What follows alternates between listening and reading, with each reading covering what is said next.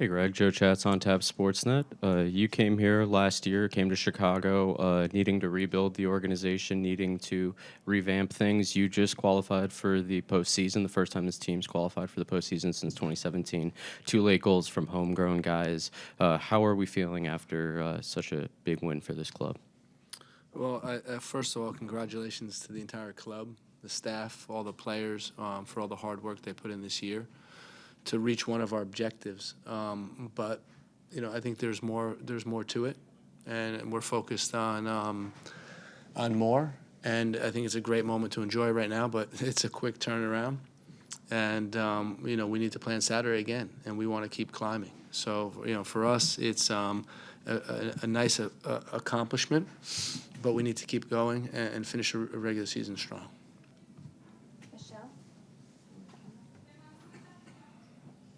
Hey, Greg, Michelle Kaufman from Miami Herald. Hey, Michelle. Hi, how are you? Good. Javier Mascherano said before just now that he took full responsibility. He felt that he made the wrong game plan, basically, that he was expecting one thing and something else happened in the game.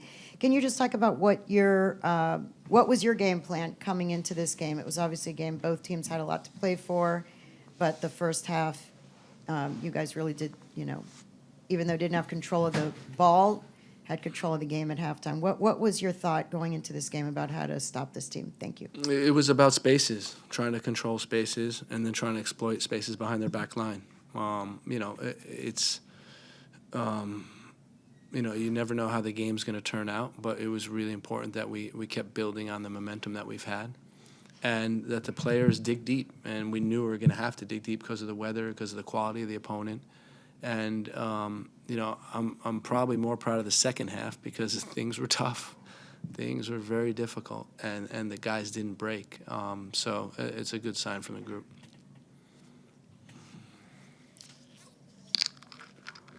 Hi, Coach. Lizzie Veterano at ESPN. We're going to chat more tomorrow, but this was a roller coaster of emotions in terms of the score. I want to know what went through your mind that second the final whistle kind of blew. So I think proud of the group, proud of the resilience of the group. It's never easy when you surrender a 2-goal lead and they tie it up. It's never easy when you watch, the quality that they have and you hold your breath, basically every shot they take, every combination that they have. It was really, a moment where you got to say, okay, well done, boys. You did well. And, they tried hard. They stayed together. They battled on 2 days rest, to have that type of performance. We're just really proud of them.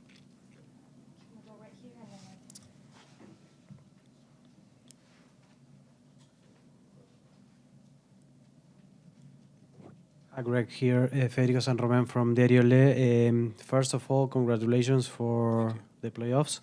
I want to ask the goals for Chicago for the playoffs, and what was the plan to stop Messi and all Inter Miami stars during this game? The beauty of MLS playoffs is that once you get in, anything can happen. And I'm not going to sit here and tell you, our new objectives to win it all. But our objective is to compete.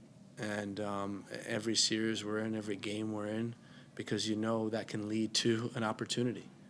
And that's all we're looking for is an opportunity to compete. So, happy for the club, happy for the staff, all the hard work they put in all year. Happy for the squad. It's a good accomplishment, but only the first step. Regarding the game plan, it was to make the spaces small. He can still operate in very, very tight areas. So, the more we can condense space in and around our penalty box, the more difficult we'd make it for him. But, he's still a quality player, still had a number of opportunities. And, sometimes you also need a little bit of luck.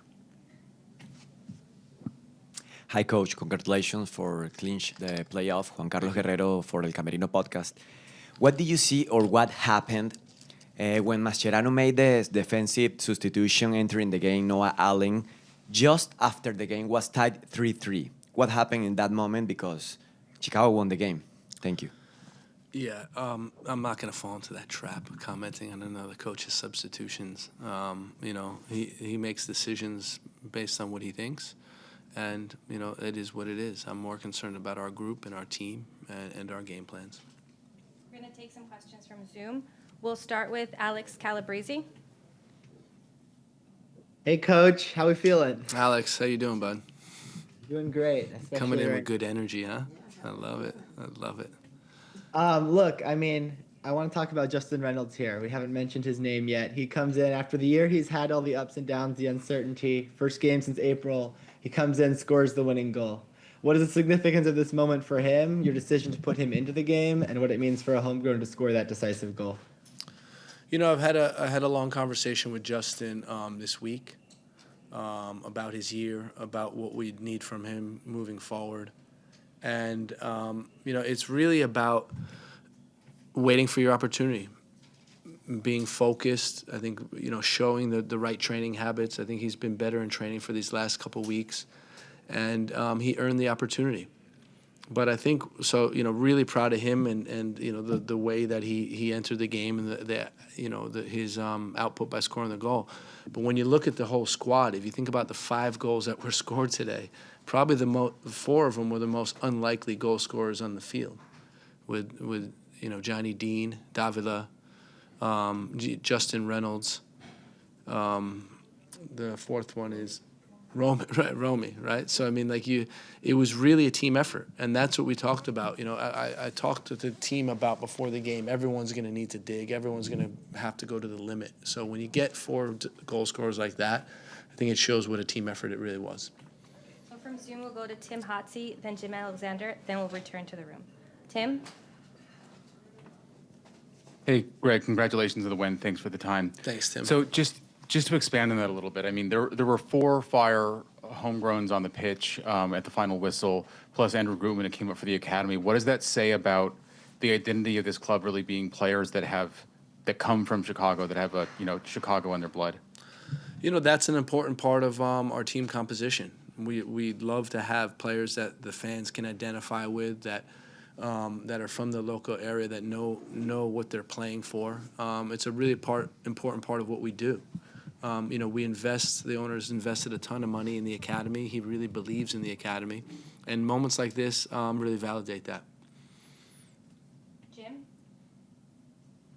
Hey, Coach, it's pretty big congratulations, because I feel like the last time this team qualified, they didn't even have Apple TV yet going as a streaming platform. But do you take a second to reflect on some of the people who haven't really experienced that? This is a sort of monumental, you hope it's only for this year, it's a monumental day, but guys like Joe Mansueto, who purchased this team and hasn't had a playoff, and guys that are in your locker room like Zach Thornton and Frank around there, do you kind of think about them and kind of feel a little bit of joy that you made something happen that they haven't, at least like Joe hasn't experienced, and then the fans, of course, for so many years?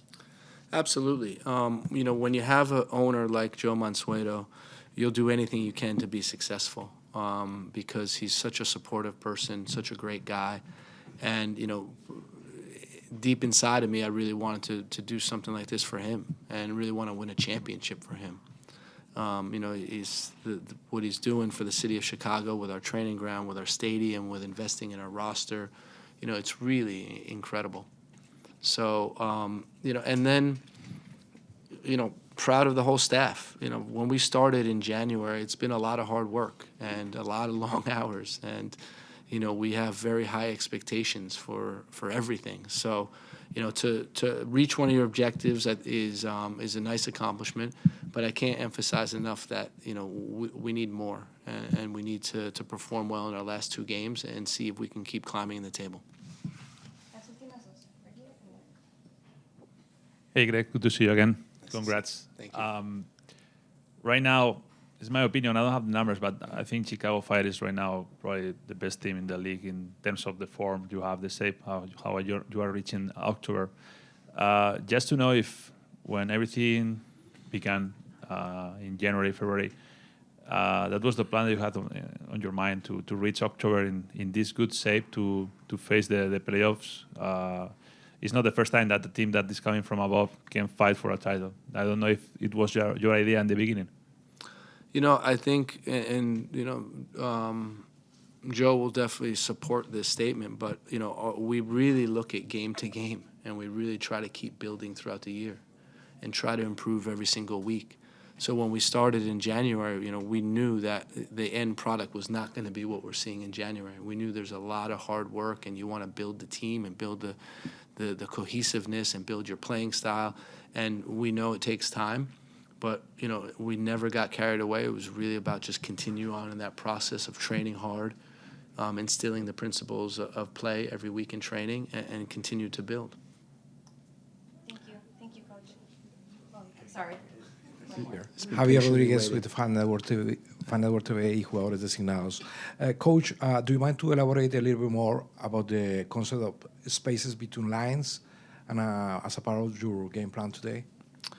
It's really about, we knew we were going to sit back a little bit. We knew we wanted to limit the space between our midfield line and our back line. And that was really important. The compactness was huge because it gives your back line a chance to be aggressive when the balls get played in there. It gives your midfield distances to recover and turn and pressure the ball. So, we feel like once you play inside of that line, when there's little space, you can have players attacking you from both sides trying to defend the ball. Thank you. Last one? Is this really the last one? Quick one for me. Okay. Did you notice Jonathan Dean's goal celebration after he scored? A little bit of significance, it appears. I did not. That was him announcing him and his wife are having a baby. Oh, I love it. If you knew anything about that and how you react to that news after this guy's 3 weeks. No, we did know about that. We said congratulations a while ago, but it's great news for him, great news for his family.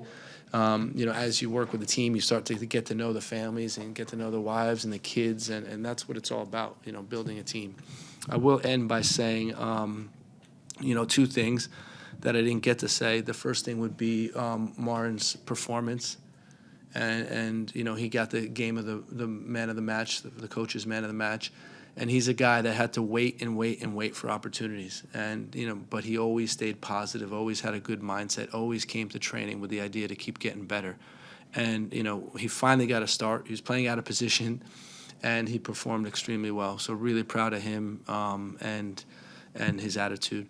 Second thing would be, I'm fearful, but I think we're going to have some terrible news about Andre Franco. And we're going to have to get the medical report tomorrow, but it's not looking good. And, our thoughts and prayers go out to him and his family. Thank you.